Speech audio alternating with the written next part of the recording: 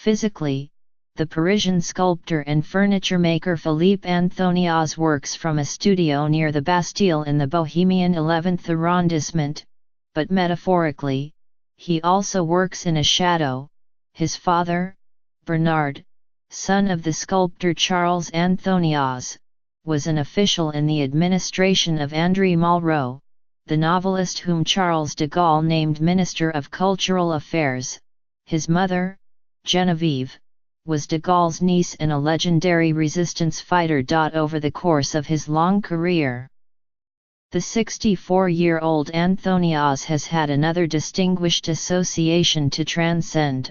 Early in his career, in 1983, he began a 2-year collaboration with the sculptor Diego Giacometti, then 80 and suffering from arthritis, to create furniture and fixtures for the Musée Picasso in the historic Hotel Sale.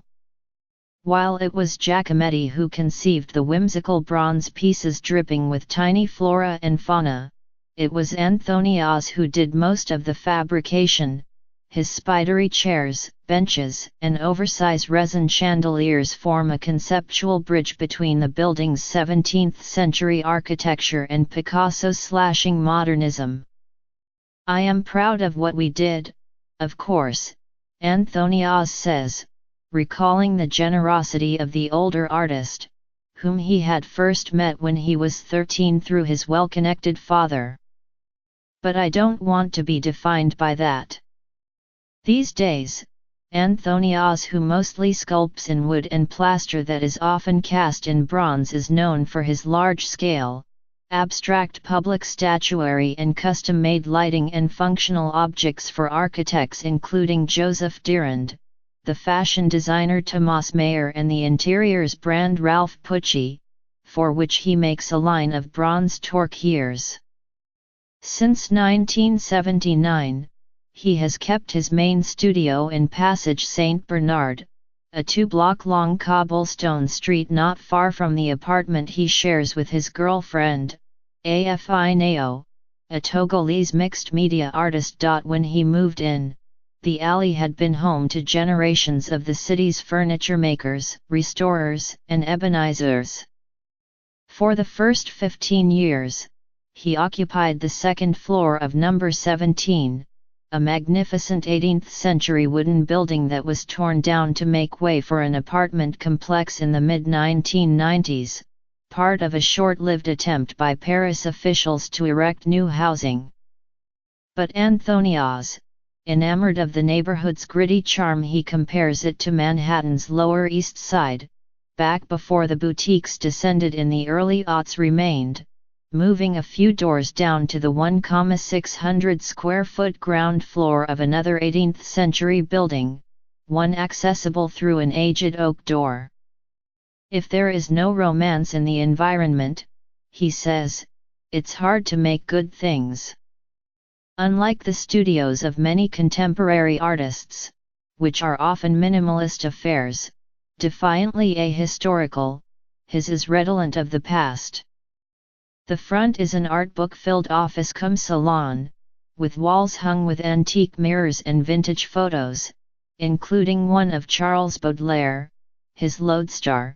The back is a workshop crowded with stone arms and torsos, piled alongside pieces of old chandeliers used to construct limited edition light fixtures for spaces like Lulu, the Durand-designed restaurant in Paris's Musée des Arts Décoratifs. Frosted with fine plaster dust, the space itself seems sepia-toned, like a Eugene Get photograph. While Anthoniaz and Giacometti shared the belief that there should be no dividing line between decoration and fine art, their aesthetics diverged radically.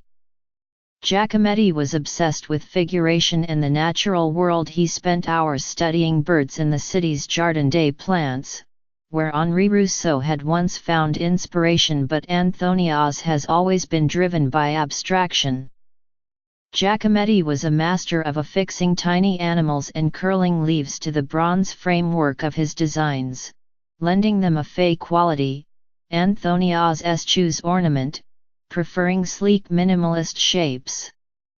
People always speak of me in the same breath as Diego, but I think of Carlos Scarpa, David Smith, or even the Bauhaus, he says. Indeed, his sculptures have become increasingly monumental in recent years. The 8-foot-tall La Méditerranée, a cast bronze totem, was installed in Pratt Institute's Brooklyn Sculpture Garden in 2016, so he now works part-time in a lofty second studio in Ivry-sur-Seine, a southeastern suburb.